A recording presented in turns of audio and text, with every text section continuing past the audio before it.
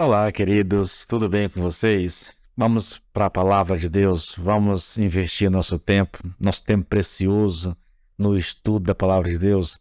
Nós temos estudado o versículo 4 do capítulo 2 de Romanos e nós temos tratado aqui de algumas palavras que são poderosíssimas, sabe?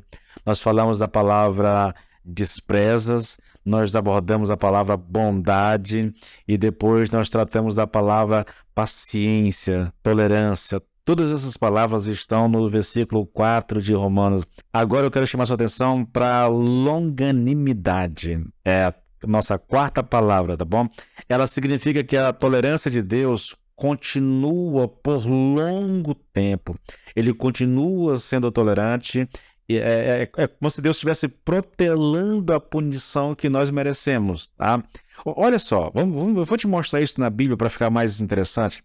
Salmo 103, versículo 8 diz assim: Misericordioso e gracioso é o Senhor, lento para se irar e grande em misericórdia. Agora, quer ver um texto mais interessante? 2 Pedro 3:9.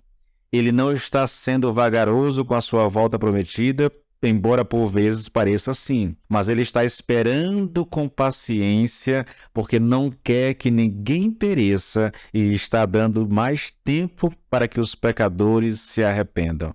Do que é que Pedro está falando, querido? Vou voltar um pouquinho atrás aqui, 2 Pedro 3:3. Olha, em primeiro lugar, desejo lembrar-lhes que nos últimos dias haverá escarnecedores que farão todo o mal que eles mesmos puderem imaginar e se rirão da verdade.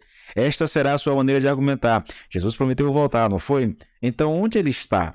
Ele não virá nunca. Ora, até onde qualquer um pode lembrar-se, tudo tem permanecido exatamente como era desde o primeiro dia da criação.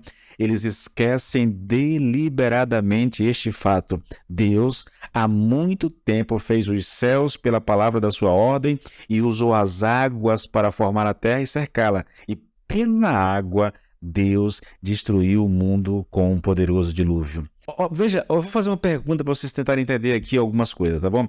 Será que vocês sabem que essa é a única explicação da razão pelo qual o mundo continua existindo? É a única explicação da razão pela qual Deus não destruiu o mundo no Jardim do Éden. É a única explicação da razão pela qual estamos no século XX, apesar da longa história de pecado. É a longanimidade de Deus. Essa é a razão. São as riquezas da longanimidade de Deus. É por isso que o homem está, é por isso que o mundo está hoje, é por isso que você está vivo, é por isso que você está me assistindo agora, sabia? Por quê? Porque se Deus fosse nos tratar de acordo com aquilo que as nossas obras merecem, nenhum de nós estaria aqui. Só para você lembrar, querido, a lei de Deus, a máxima da lei de Deus é: a alma que pecar, essa morrerá. Mas Deus não nos trata, ou Deus não pune o pecado na hora que ele acontece. Ele é paciente, ele é longânimo, ele protela esse pecado, esse juízo, para que o homem tenha tempo de se arrepender, tá? Eu queria chamar sua atenção agora para a outra palavra aqui, que é a palavra ignorando. Ela tem o sentido de ignorar propositalmente. E é exatamente esse o sentido aqui. Paulo disse que os judeus estavam desprezando a bondade, a paciência, a tolerância de Deus e a sua longanimidade. Como é que eles fizeram isso? Ignorando propositalmente que a bondade de Deus tinha o propósito de conduzi-los ao arrependimento. Vou voltar novamente para a 2 Pedro 3:3, aí eu vou ler até o versículo 7, querido, até o 8, na verdade, porque eu quero mostrar isso a vocês. Eu quero mostrar isso a vocês, que o homem, ele ignora propositalmente a bondade de Deus. Olha só, em primeiro lugar, desejo lembrar-lhes que nos últimos dias haverá escarnecedores que farão todo o mal que eles mesmos puderem imaginar e se rirão da verdade. Esta será a sua maneira de argumentar. Jesus prometeu voltar, não foi? Então onde ele está? Ele não virá nunca. Ora, até onde qualquer um pode lembrar-se, tudo tem permanecido como era desde o primeiro dia da criação. Agora, observe o que Pedro vai dizer. Eles esquecem deliberadamente esse fato.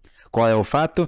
Que Deus criou os céus pela sua palavra, que ele usou as águas para cercar a terra, mas que ele destruiu o mundo com um dilúvio, querido, tá? Essas pessoas que estavam aqui falando mal, criticando aqui, alegando que Cristo nunca voltaria, Pedro diz, olha, eles esqueceram deliberadamente, eles esqueceram propositalmente. Queridos, são verdades tremendas, sabe? São verdades profundas, são verdades cortantes, mas eu chamo a sua atenção para a importância disso, para a importância daquilo que nós temos diante de nós. Veja, nós não podemos, querido, de maneira alguma esquecer daquilo que está escrito na palavra de Deus. Eu sei que mesmo que você não seja uma pessoa religiosa, mesmo que você não vá à igreja, você tem ouvido, porque não tem como. Hoje o evangelho está em tudo quanto é lugar. Ainda que, né, eu tenho aqui alguma discordância com aquilo que é pregado muitas vezes, mas as pessoas estão sempre ouvindo, tem sempre alguém lendo, cantando alguma canção baseada no evangelho. Então, o evangelho tem chegado às pessoas, tá? Nós conhecemos, pouco, mas conhecemos a respeito de Deus. Por que nós não o servimos? Porque nós o ignoramos, porque nós o rejeitamos, porque nós temos virado as costas para Deus, querido. Nós temos nos afastado do Senhor, muitas vezes propositalmente. Nós não queremos que Deus faça parte da nossa vida, nós queremos viver a vida da forma como nós bem a entendemos. E por isso nós rimos, nós menosprezamos, nós zombamos a palavra de Deus, nós fazemos piada disso, porque no fundo, nós não queremos de forma alguma nos submeter à vontade de Deus.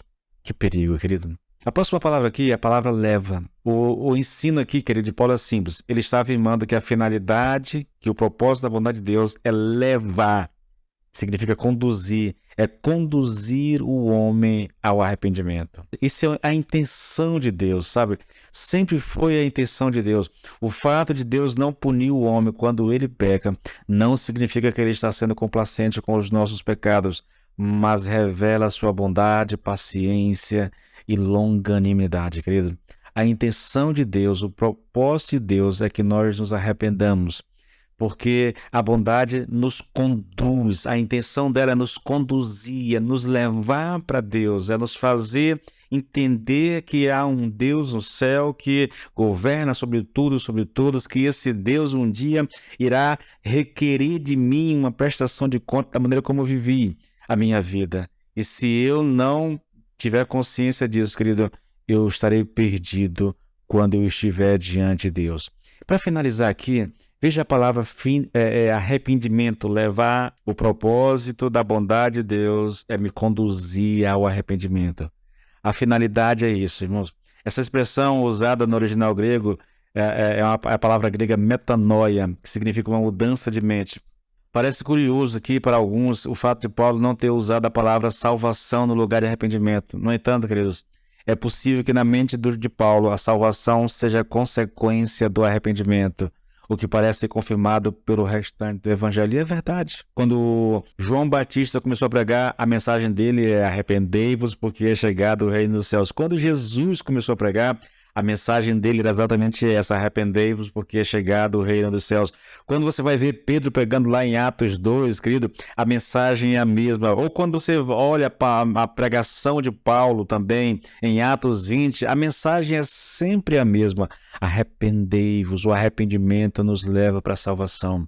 Eu preciso ter consciência disso. Na verdade, eu digo a vocês, é por isso que Paulo está escrevendo essa seção, que começa no versículo 18 de Romanos 1 e vai até o versículo 20 do capítulo 3. Toda essa seção tem a finalidade de levar o homem ao arrependimento. Tem a finalidade de mostrar ao homem o estado do seu coração, a sua real condição diante de Deus, para que assim ele seja levado ao arrependimento e assim ele se achegue a Deus. Queridos, sem arrependimento não há salvação. Sem arrependimento não há mudança de vida. O Espírito de Deus age em nós. E eu espero que ele use essas reflexões que estão sendo feitas aqui para gerar no teu coração esse arrependimento e você possa conhecer verdadeiramente a Deus e a Cristo como teu Senhor e como teu Salvador. Palavras poderosas, querido, essas que estão escritas no versículo 4 de Romanos, tá? Eu espero que Deus te abençoe ao estudá-las no nome de Jesus.